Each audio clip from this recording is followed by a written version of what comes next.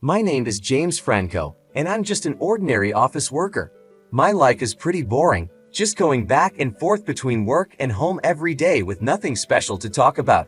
When I first started working, I dreamed of climbing the corporate ladder, but I'm not good at making calculated moves because of my personality. I often end up with jobs that nobody else wants to do. My inability to say no is my own enemy. Even though I work hard, I'm still a regular employee with no title to my name. However, there was a time when I used to be a lot happier and smiled more. I married my girlfriend, whom I had been dating since the start of my working life. We had a happy marriage, which motivated me to do well at my job. But that happy life didn't last long. Are you telling me to live on this meager amount this month again? A few years into our marriage, my inability to succeed at work frustrated my wife, and she often showed her irritation. I'm sorry, I do my best, I would say. How many years and how many times have you repeated those words? I thought marrying you would mean a better life, but with this low salary, we can't do anything.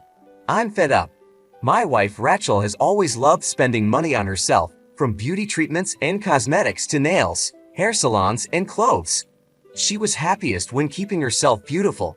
It seems she married me believing that life would be luxurious since I am a doctor's son. Indeed, my dad is a doctor and owns his own clinic. But my dad, who had a personality similar to mine, often saw his patients for almost charitable rates. He often provided care without profit for patients who were hesitant to seek treatment due to financial constraints.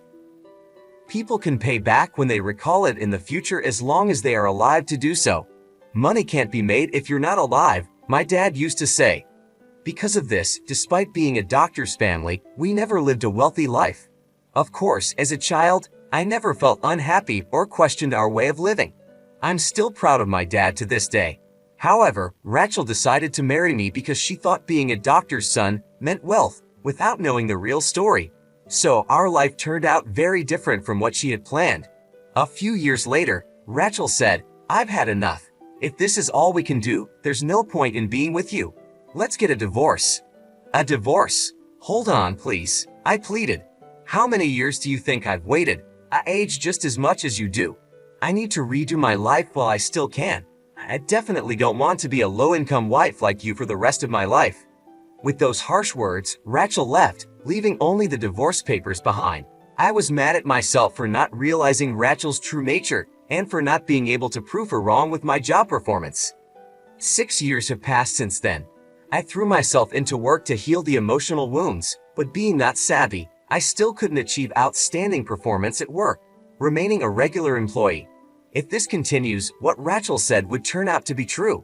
I feel utterly miserable. During that time, an envelope arrived in my mailbox. It was from Rachel. What does she want now? I wondered. Inside the letter from my ex-wife, who I hadn't heard from in a long time, was a wedding invitation.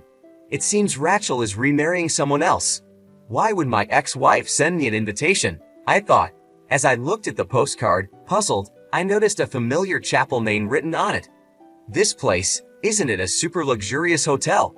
Knowing Rachel, she must have chosen a rich man to be her partner this time as well. I could easily guess that she intended to flaunt her happiness in a luxurious hotel wedding, just to show the difference between her life now and the life she had with me. I don't owe her to attend. I mean, I was the one who got dumped, but maybe for Rachel too, me not succeeding in my job was an unexpected turn of events. After pondering for a while, I sighed deeply and stood up from my seat. This is the last time. I guess I'll just go. I knew attending the wedding would hurt my pride, but I decided to go anyway. Despite everything, Rachel stayed with me for several years. I can somewhat understand her desire to show me that she's finally happy as a form of revenge.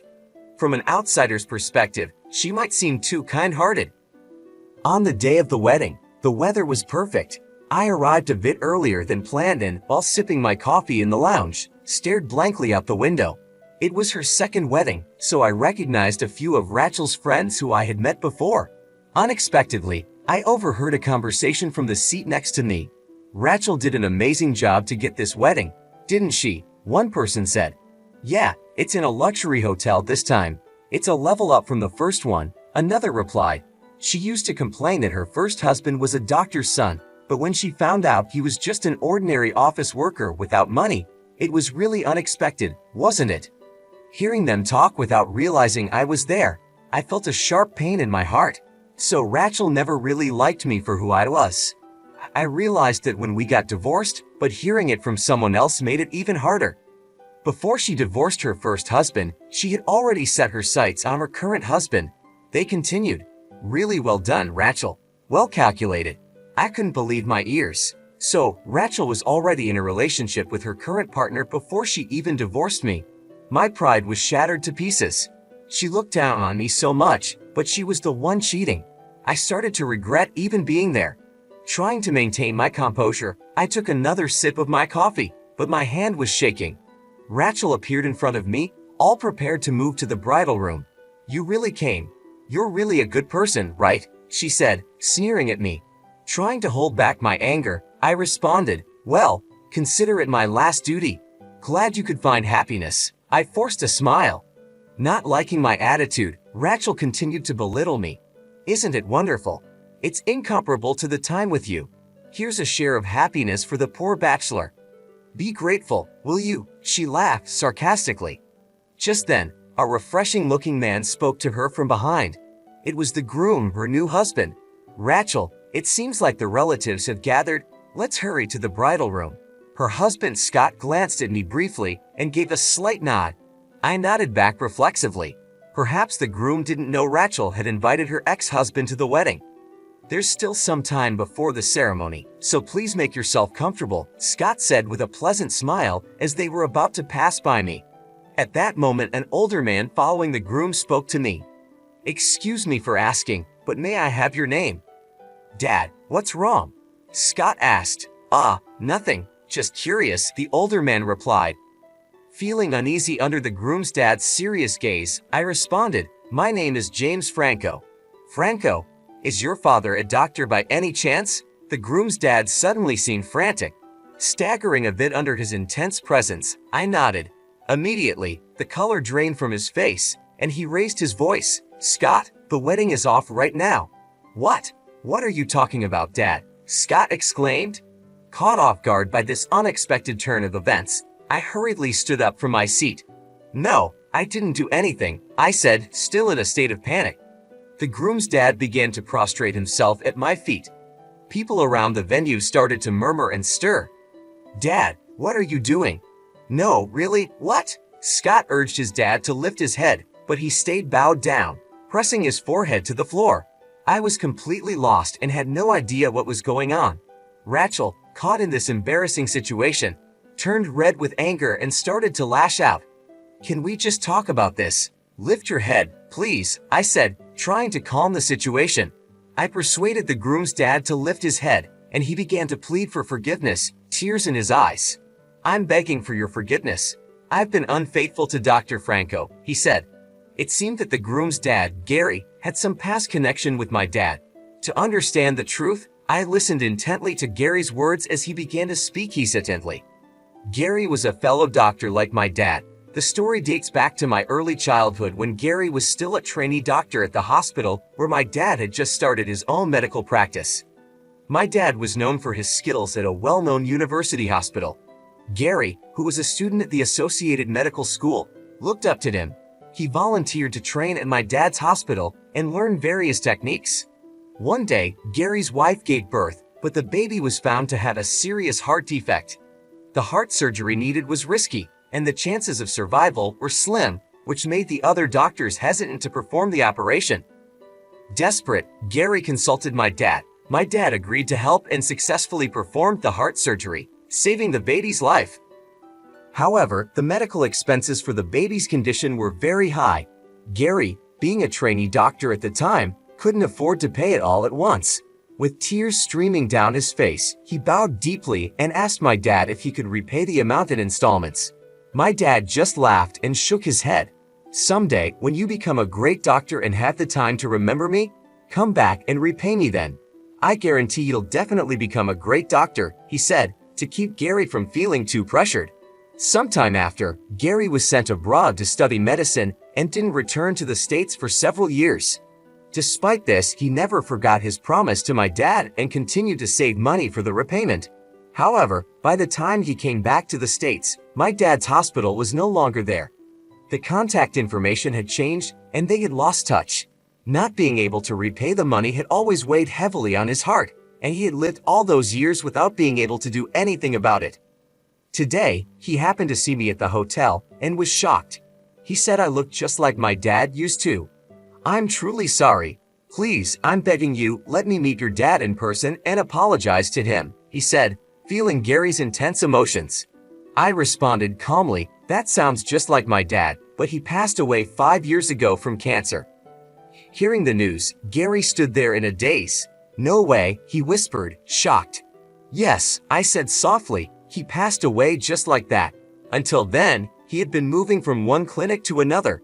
He was a wonderful doctor, always considering his patients until the very end.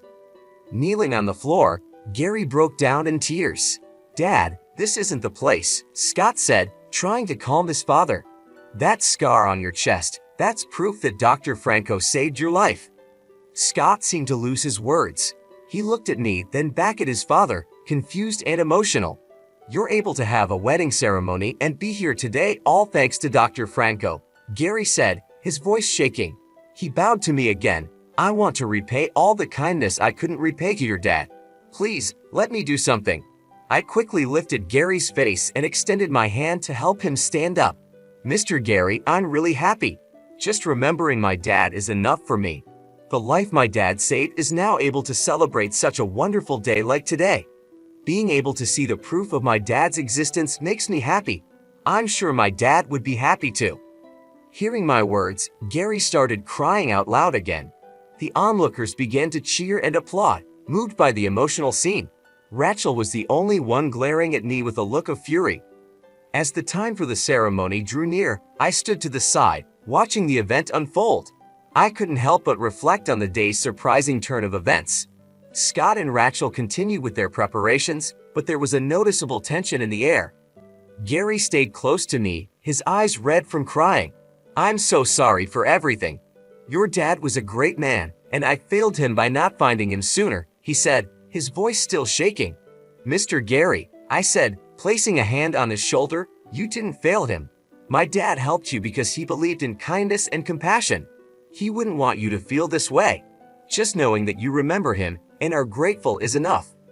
Gary nodded, trying to compose himself. "Your dad's legacy lives on in you," he said, attempting a smile. "He would be proud." The ceremony began, and I found a quiet corner to observe from. Rachel and Scott exchanged their vows, but I couldn't shake the feeling of disconnection from the event. My mind was flooded with memories of my dad, his dedication, and the values he instilled in me. As the ceremony concluded, guests mingled and congratulated the newlyweds. Gary approached me once more. "James, if there's anything I can ever do for you, please don't hesitate to ask. Your father saved my son, and I owe him everything." I smiled warmly. "Thank you, Mr. Gary. Just keep living with the same kindness my dad showed you. That's the best way to honor him." Rachel approached, her expression still cold. "Enjoying the show?" she asked sarcastically. I took a deep breath. "Rachel, I didn't come here to cause trouble. I came to pay my respects and to wish you well." She scoffed. "Well, mission accomplished. Now you can leave." I nodded, understanding her anger but feeling no need to respond further. As I turned to go, Scott stepped forward, extending his hand. "Thank you for coming, James. It means a lot." I shook his hand. "I wish you both the best. Take care of each other." Walking away from the venue, I felt a mix of emotions. The day had brought closure to some old wounds and opened my eyes to the enduring impact of my dad's kindness. It wasn't the outcome I expected, but it was a powerful reminder of the values that truly matter. I had an unexpected experience that changed my wounded heart into feelings of pride and happiness. Afterwards, Gary insisted on repaying the medical expenses and the kindness my dad had shown. He gave me a substantial amount of money that he had saved for my dad. Additionally, Gary's hospital started doing business with my company. This significantly boosted my performance at work, and I finally got promoted. The kindness and compassion my dad had shown came back to me in a wonderful way. I cherished this happiness while remembering the serious look in my dad's eyes when he was working. My dad's dedication to helping others had a lasting impact on me and on those he helped. His legacy was not only in the lives he saved but also in the values he instilled in me. As for Rachel, her second marriage didn't turn out as she had hoped. Her husband eventually found out that she had dated me before our divorce, and that her motivations for both her previous and current marriages were driven by money. Over time, he grew tired of her behavior, and this led to another divorce. I heard about it through the grapevine. It was a reminder that what goes around comes around. Living by my dad's example, I believe that even if something doesn't benefit me directly, it can still bring happiness to someone else. This belief guides my actions every day. Today, I saw someone smile, and just knowing I contributed to that happiness reassures me that my life is heading in the right direction. Reflecting on these events, I realized how much my dad's principles had influenced my life. His approach to helping others without expecting anything in return had come full circle. The money Gary gave me was a tangible reminder of my dad's generosity, but even more valuable was the recognition and respect his actions had earned. At work, my newfound success wasn't just about the promotion. It was about knowing that my dad's legacy had indirectly contributed to my achievements. Gary's hospital partnering with my company was more than a business deal. It was a testament to the long-lasting effects of kindness and integrity. Rachel's situation served as a contrasting lesson. Her focus on material gain led to temporary happiness, but ultimately resulted in loneliness and loss. It was a stark reminder that true happiness and fulfillment come from genuine connections and helping others, not from selfish pursuits.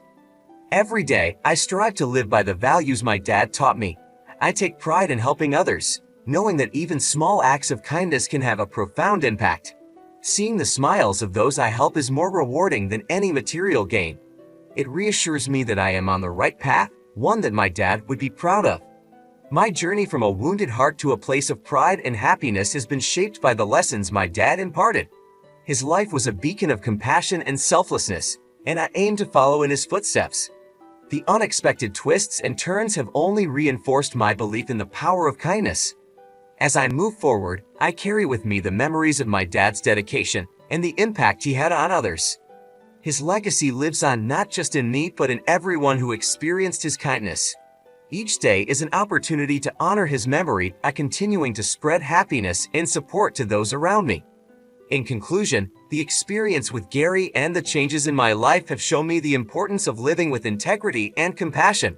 My dad's influence continues to guide me, and I am committed to making a positive difference in the world, one act of kindness at a time.